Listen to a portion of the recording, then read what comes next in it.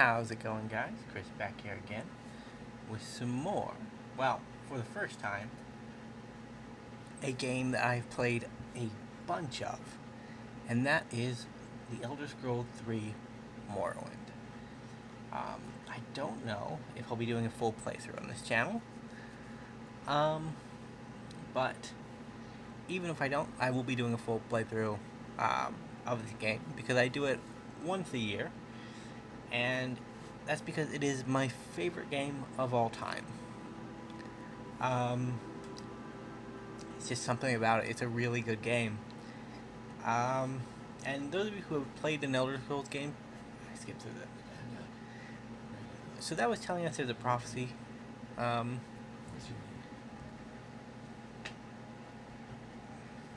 what do I want my name to be?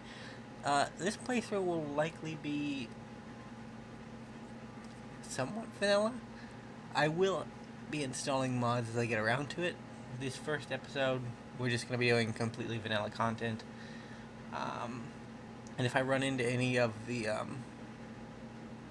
other aspects, any of the other content from the modding community that I find really interesting, or that I've played before and I really want to check out, I'll be going through that as well at some point. But I digress. A little bit about this game. I don't really know where to start. Well, we'll start by naming our character. We'll just move on. So, what's a good name? I think I'm going to go Altmer.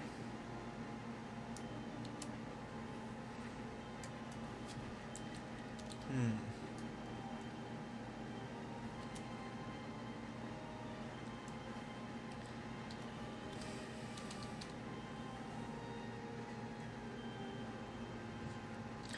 going to name my character Uverth. And for those of you who have played the game before, you probably know why. But if you haven't played the game before, it's just a cool name. So, this is Jip. You meet him in Skyrim. He's pretty cool.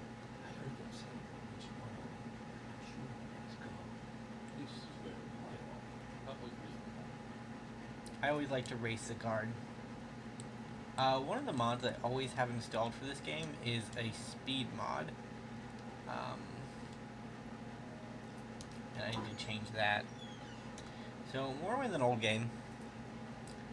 It's got a lot of odd control features to it. One of the ones I don't like that much is some of the controls. So I generally change them around whenever I get into the game.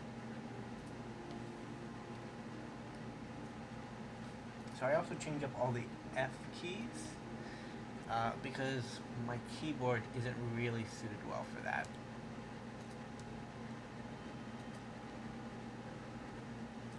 So I apparently have Morrowind script extender installed. Did not know about that, but it is something really useful to have installed.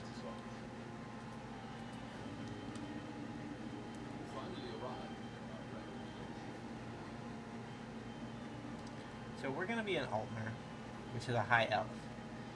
They have weakness to the elements, so they have a 25% weakness to fire, 25% weakness to frost, 25% weakness to magic, and 25% weakness to shock.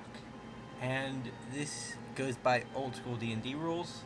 So the 25% weakness to magic affects the weaknesses to fire and frost and shock.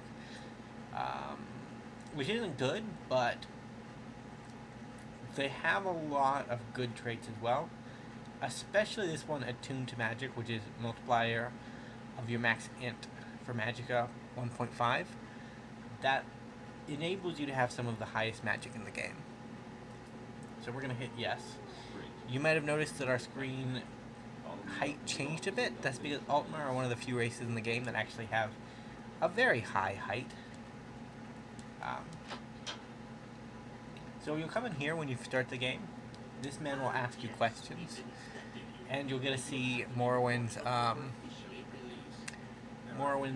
what do you call it? Dialogue system, because it's not talking, actually. So We're going to answer his questions. This is some of the only voice acting in the game.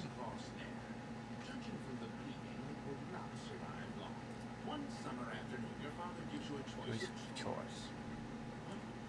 Go catch the fish from the stream using a net and line. Work the forge with him, casting a new plow. Gather herbs. We're going to go with herbs.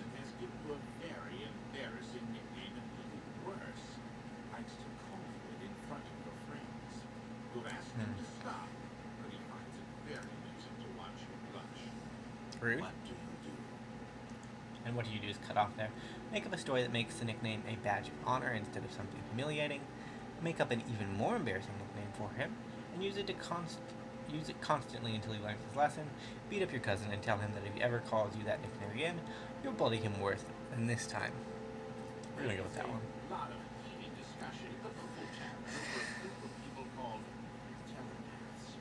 They've been hired by certain city-state kings. Rumor has it these telepaths read a person's mind and tell their lord whether a follower is telling the truth or not. You what?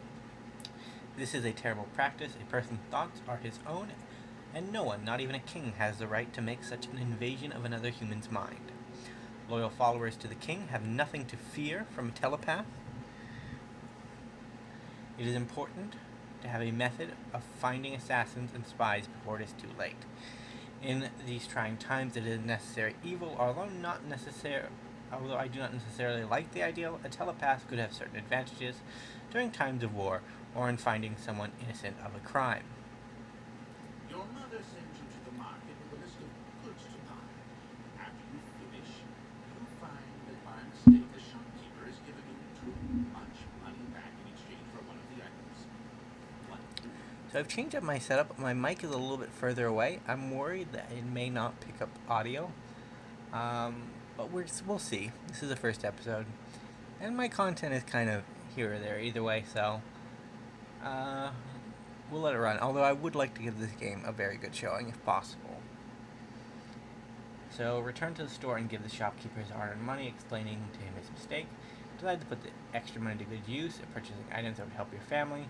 Pocket the extra money, knowing that shopkeepers in general tend to overcharge their customers. In a marketplace, you witness a thief cut a purse from the noble. Even as he does so, the noble notices and calls for the city guards. In his haste to get away, the thief dropped the purse near you. Surprisingly, no one noticed the wrong coins at your feet. What do? Leave the bag there, knowing that it's better not to get involved. Pick up the bag and pocket it, knowing the extra windfall will help your family in times of trouble. Pick up the bag and signal to the guard, knowing that the only honorable thing to do is return the money to the rightful owner. We're not getting involved.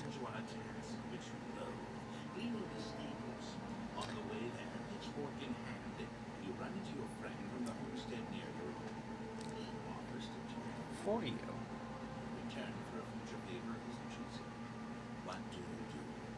Decline. The stove. While you are working, a very hot pipe slips its moorings and falls towards her. What do you do? Yep, push her out of the way. The baker gives you a sweet roll. Delighting you taking good attitude joy. Only to be intercepted by a gang of 3 other kids your age. The leader demands the sweet roll, or else he and his friends will beat you and take it. I get beaten up for a sweet roll. This is a Bethesda game after all, so they are known to do things like that. Drop the sweet roll and step on it, then get ready for a fight. Give him the sweet roll now without an argument, knowing later this afternoon you will have your friends with you and you can come and take whatever he owes you. Act like you're going to give him the sweet roll, but at the last minute throw it in the air, hoping that they pay attention to it long enough for you to get a shot in at the leader. Entering town, you find that you are witness to a very well-dressed man running from a crowd. I have all of these questions and answers memorized. I don't know all of the paths to them, because the point of answering these questions is that he's going to give you a predetermined class based on your answers. So it's a little bit like those internet quizzes where it's like, hey, are you this character from that show or this one, you know? But we're actually going to make our own class. I just really like this little element to the game, and I wanted to show it off. Stand aside. Witch Hunter, okay. Very good. The letter that preceded you mentioned you were born under a certain sign. What would that be? So we're going to be the Atronach. The Atronach gets 25 points of spell absorption. So that procs whenever a spell is cast. And that's not you observe 25% of spells. That's a 25% chance to completely negate a spell and absorb it. So this is actually very valuable to have when you're running an Altmer, because those weaknesses that are inherent to your race can get you killed very easily. Fortify maximum intelligence by 0.20. When you stack this with the Altmer's bonus, you get 3.5, which is the highest of any class in the game. And then Stunted Magicka. You can't recover Magicka by sleeping. This is one of the most, on the surface, it's one of the most punishing ritual effects that you can be born under. In reality, it's not even a downside, honestly. Because in this game, one of the skills that we're going to pick up is really strong. And I'm picking up for two reasons. One, because it helps us get around the Stunted Magicka. And two, because there's a glitch with it that I can show off later. Now, before I stamp these papers, make sure this information is correct. Yeah, my class information is not right. I'm not a witch hunter. Sorry, buddy. So, we're going to fill out the forms ourselves. If you give him the class info, you get a list of all of the possible classes. But if you fill out the forms yourself, you get to make your own class. And that can be very helpful. So we're going to have intelligence and endurance as our major skills. So generally when I'm building a class, I like to have one weapon skill, an armor skill, and then a bunch of magic skills, or a bunch of skills that perform a function of a magic skill. So like security and I think it's alteration. Yeah, security and alteration are skills that are interchangeable, because a lot of what I generally get out of alteration is lockpicking. So when I pick alteration, that means I don't need lockpicking. Enchant is good for us because when we choose alteration, it has a governing attribute. And in Morrowind, the governing attributes indicate when you increase that skill, what they indicate what attribute you're adding points to. So you get multipliers every time you level up, and ideally you want those multipliers to be times 5 every time. And the way you do that is by mixing up your major and minor skills to have a mix of different governing attributes to where you can have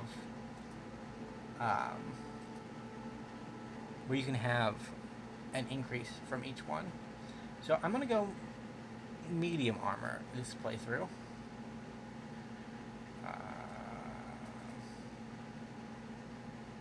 So medium armor, spear, enchant. I'm actually going to move enchant down to my minor skills because I want to pick up alchemy as a major skill. So alteration, alchemy, spear, conjuration, medium armor. I'm going to have destruction magic as a minor skill. So if you look at my current setup, I have one intelligence, one endurance, one willpower. So I have my 2 intelligence skills, I have my 2 endurance skills, I have my 2 willpower skills. So what I'm really looking for now are skills that increase other attributes, because I can get any of the skills up 200%, but I need to make sure that my minor and major skills increase attributes that I want to increase. So we're actually going to keep Long Blade, even though Spear is going to be our primary weapon, as a minor skill because it's a strength skill. We're going to remove Heavy Armor because we already have 2 endurance skills. And we're going to favor another strength skill. Armor is quite a good strength skill to pick up because it helps save you a bunch of money over the course of a playthrough. That said, money's never really a problem in Morrowind, so you can probably choose something else if you want. I could choose another weapon skill. Like, there are a couple of good blunt weapons in the game. Yeah, I think I'll choose blunt. So, speed isn't an issue because of the mod we're doing. So we don't want speed skills. What I really would like are some agility skills. And I don't... Well, maybe a personality skill too. Yeah, I think I'll take a personality skill and an agility skill. Ooh, but I kind of want restoration too. I kind of want restoration and mysticism, but I can get them later on. Sneak is bugged unless you're playing with the Morrowind unofficial patch, so it's not really worth it. Acrobatics is actually quite a good strength skill to take. Like, if you don't want to show off and bling blunt weapons and you really just want a faster way of movement, acrobatics is the way to go. Light armor as a backup could be good. That's speed. Marksman, personality. I could just forego agility and get another, another willpower skill. So personality, willpower. Question is, do I need alteration?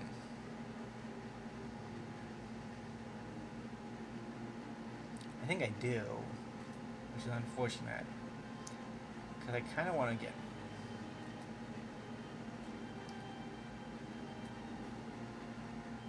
Yeah, I kind of want to do like a magic playthrough. But I think this is good setup. So I have a personality, I have 2 strength, I have 3 willpower, which isn't ideal, I have 2 intelligence, and I have 2 endurance. So this setup isn't too bad. Our strength is a little bit low, that's not good. Intelligence is high, that's very good. And endurance is a little lower than I'd like to see.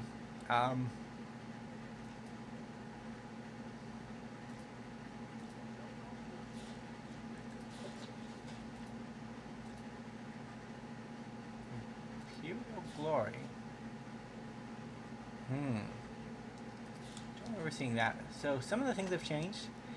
In the base game, one of the things that you do is there's a platter right here. It's worth 600 gold. You pick it up, you drop it on the floor. That guy tells you you're very bad for stealing, and then you can pick it up, and then you have made a bunch of money.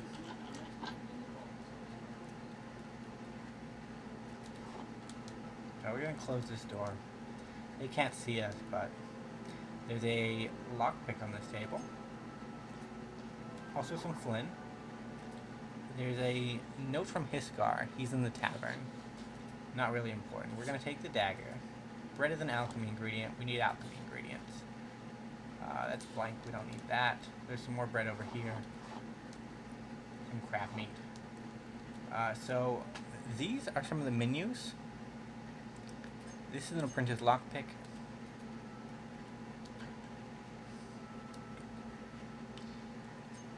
So you hit F to ready to fight. And the way lockpicking works in this is different than any of the previous games. It's more of like just a chance. So you wiggle your lockpick at something you want to unlock, and there's a chance it'll unlock. So there's some gold in here. 31, not too much, but not too little. This book is also worth taking. If you're familiar with some of the maxing in Skyrim, a lot of it applies to Morrowind too, as far as carrying capacity and things go. Go ahead, Sturge. Well, I don't want to break the law. Yet. I do intend to later, but not right now. So they're telling us to look in this barrel. There's a magic ring in here. So now, when we open up our menu, we actually have a magic bar now. And these windows are resizable. You can also choose which of your HUD is displayed by clicking in the corner here. So if you don't want the mini-map, you can get rid of it. If you don't want your magic effects, you can get rid of it. If you don't want your health, you can get rid of it. And if you don't want your equipment, you can get rid of it.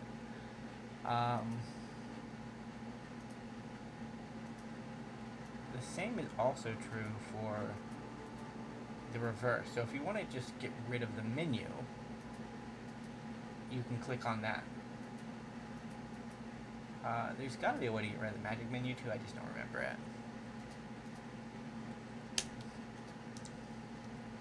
So there's some interesting stuff happening here.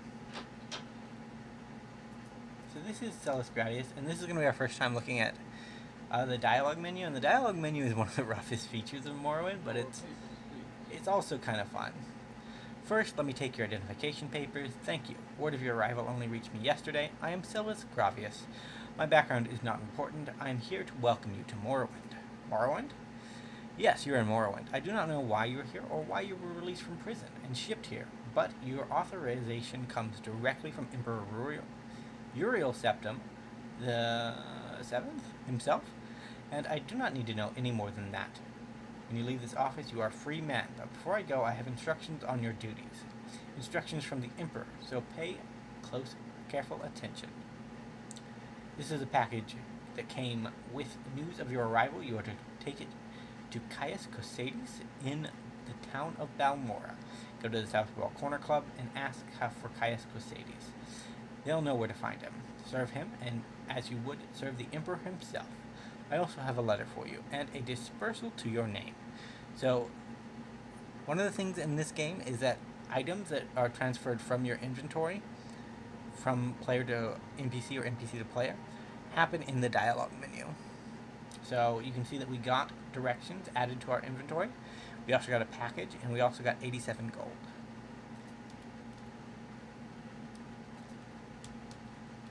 So we are free to go. And unlike previous Elder Scrolls games, this is it. Press J to use your journal and review what you've been told. You should probably check out Ariel's trade house up on the left. You're on your own now. Good luck. So this is the wonderful town of Sedanin, and it has a few additions. So this isn't vanilla. This stuff over here, there were only a few buildings here in vanilla, and I don't know what mod I have installed, but it's not too game breaking, I'm pretty sure. So this is Ariel. This is his trade house. Popular potions, cure common disease, cure blight. Popular scrolls, vigor and vitality are the best sellers, restoring fatigue and health. So he sells spells. We don't really need to buy any spells off of him. And he also buys things. So we're going to sell him the book, Flynn. We could sell him our shirt. We could sell him a bowl, some crab meat. And then it's in Morrowind, you can haggle. You could do this in Oblivion too, for those of you who played Oblivion. I don't remember it being a feature in Skyrim. I'm pretty sure it wasn't. So I'm gonna try to offer 49, 48. So if you offer and they refuse, their disposition goes down. You look like you could use a friend, Outlander. Perhaps I could be your friend. I'd like your help. I'd like you to help me recover some gold. Recover some gold? That's right. See, I had a bad run of luck playing 9 holes and lost a bit of money. Normally I'd be fine, but we can usually keep some gold in our pockets from the money the locals pay us for protection. But I know some of them are holding out on me, especially that little fetcher Foghouse. He's come up light the past few weeks. I've shaken him down. I know he's stashing it somewhere. I'd like you to go find Fargoth's hiding place. Yeah, I'll do it. So, this is one of the first few basic quests. Shaking down Sedanin, for all it's worth, is generally something you want to do. So, if you ever want to find Fargoth's hiding place, we'll do it first since it's on our agenda of things to do. Not this one. You come over to this lighthouse here. This lady over here is in love with a tax collector. Spoiler, he's dead, so that's pretty sad. We'll talk about him later. We're gonna go find his corpse. She also has a pretty valuable book up here. So we're gonna be looking.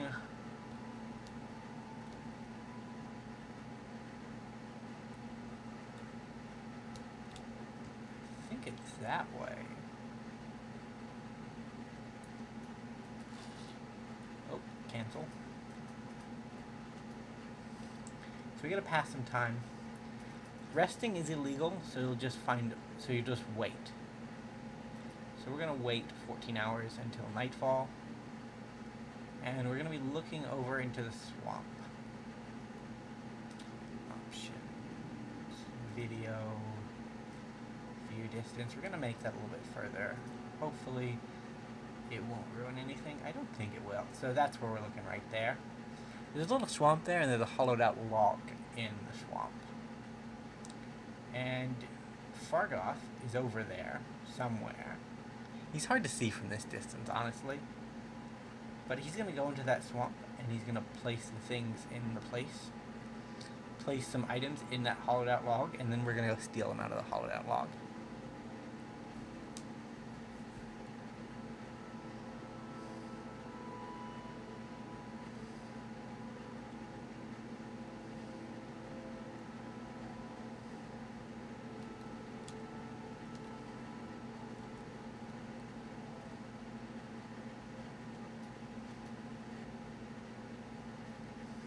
Gonna wait a little more.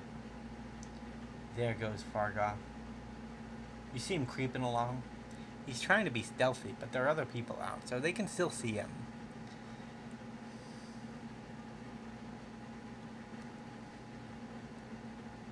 Come on, Fargoth. I know you got it in ya. Yeah, he's moving over.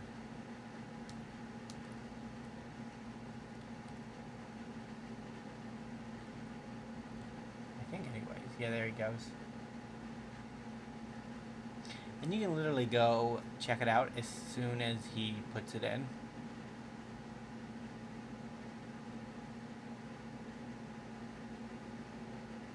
He's having a little trouble.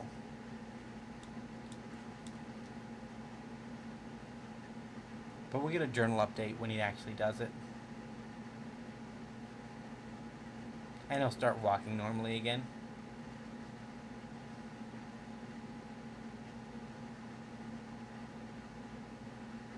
Come on, Fargoth.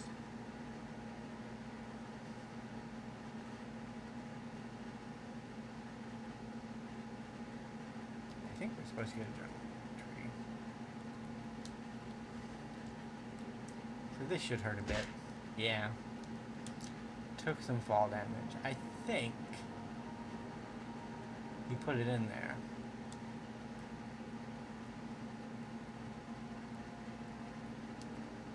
Yeah. So 300 gold and a 50 point worth lockpick. So normally in the game, what you do at this point is you go over to Hiskar and tell him, hey, I found Fargoth's gold. Here you go. The problem with doing that is the gold that Hiskar gives you, the reward that Hiskar gives you is the lockpick. Basically. Or it's like 100 gold, and you get to keep the lockpick. And, actually, I need to start equipping things.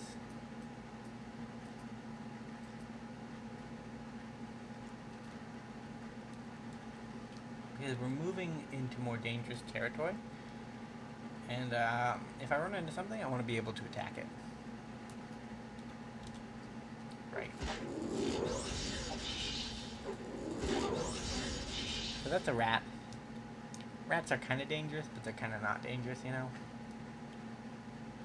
Yeah, what I'm looking for is over on that hill. So this is the tax collector. We talked about him. He's quite dead. He had 200 gold on him though, which is not an insignificant amount of gold.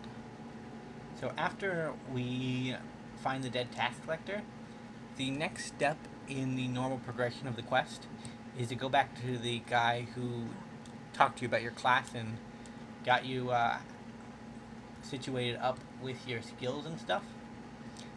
He'll be like, hey, this guy was murdered. Would you go find his murderer? And we'll be like, yeah, we're a good guy. We'll go find his murderer. So he asks us to go find the murderer. We try to go find the murderer. That leads us to Lighthouse Woman. She'll be like, yeah, he was having an argument with this guy who has a house around here. You should go talk to him. So we go find the guy whose house is around here. And my god, I'm just not finding him. You're not him. So when you're not finding someone, you just go over to the local map and look up this way. So this is the one I want. So he's north under the tree. So it should be that one right there. No. Okay. Is this one right here? Local? Okay, so it's directly to the southwest. This one, okay. And is this guy right here? So you'll get a new dialogue prompt because we're technically working on this quest, even though we haven't gotten the right progression stages for it yet. We can ask him about the murder of the tax collector, whose name is Processus Vitellius. That fetcher? You're damn right I did him in.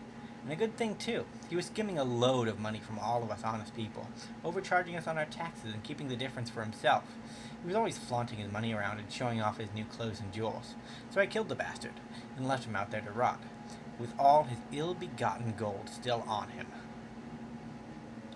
So, as far as character goes, our character doesn't really care. If the tax collector was a bad tax collector, sure, might as well kill him, right? But our character senses that there's a reward for this, right? So that's our roleplay explanation for why we're gonna say, sorry, that is no excuse for murder. Your punishment has been decided. You're one of them, huh? Come to kill me? Well, give it your best shot, High Elf. I have no problem spilling more blood of the Emperor's lackeys. So he is hostile to us now, hence this character is in combat. So, how this fight goes, he hits you until your stamina bar disappears. Yeah, like that.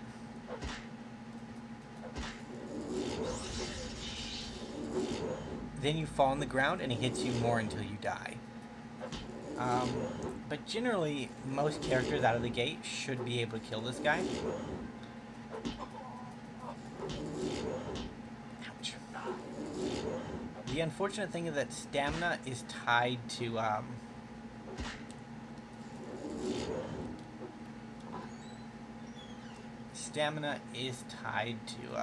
your chance of succeeding at something.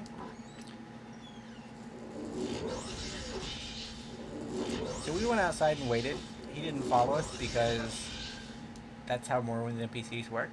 It's a little cheese in case you ever need to. Not the most honorable way to win a fight, but hey, look at that. We have 666 gold. Let's get rid of that before something bad happens to us. 672. And we get the ring off of him. We can also loot anything else he owns. So we got some gold. I need to put away my casting. Some alchemy ingredients. Yeah, I'll take them.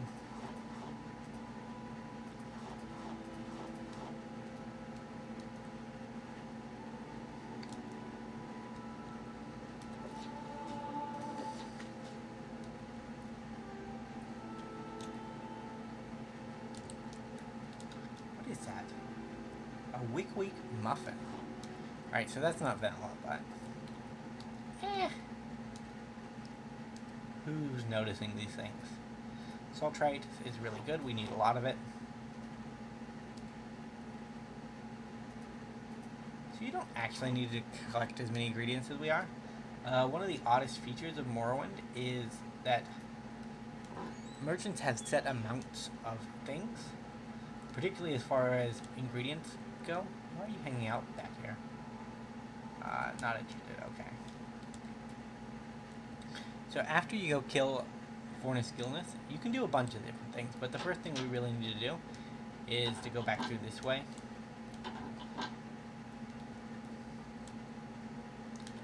And talk to this guy. Murder. And he'll say, I heard you've been asking around about his murder. I'm glad to see the matter is brought to its completion. Here is your reward, Uver.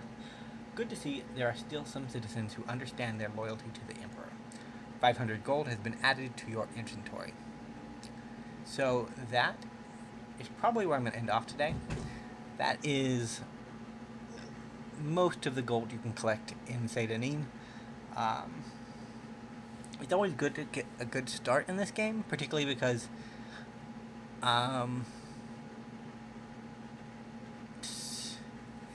in later Elder Scrolls games, min-maxing isn't as important.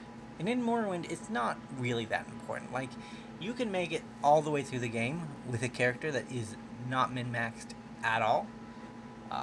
But in order to make the game as easy for you as possible, there is a couple of min-maxy things that you need to do at the beginning of the game to just help you smooth the wheels of the gameplay. And one of the things you need to do is collect a lot of money. So, open up our inventory. You can see we have just started the game, and we have 1,183 gold coins. That's in roughly a 30-minute period of in-game time. So, we're going to leave it off here. We will probably be back for part 2 sometime very soon. And with that out of the way, thank you guys so much for watching. I hope you enjoyed, and I will see you in the next video. Bye for now.